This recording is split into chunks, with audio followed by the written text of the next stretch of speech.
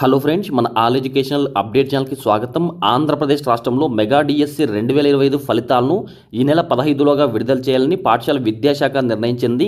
16 నుంచి సర్టిఫికెట్ల పరిశీలన ప్రారంభించనుంది. క్రీడల కోటాలో ఉన్న 421 పోస్టులకు సంబంధించిన వివరాలు ఇంకా షాప్ నుంచి అందలేదు. అవి రాగానే జిల్లాలో కట్ ఆఫ్ మార్కులు ప్రకటిస్తుంది. ఈలోగా మార్కుల నార్మలైజేషన్ ప్రక్రియ పూర్తి చేస్తారు. నెలాఖరు నాటికి కొత్త టీచర్లకు పోస్టింగ్లు ఇవ్వాలని పాఠశాల విద్యాశాఖ యోచిస్తోంది.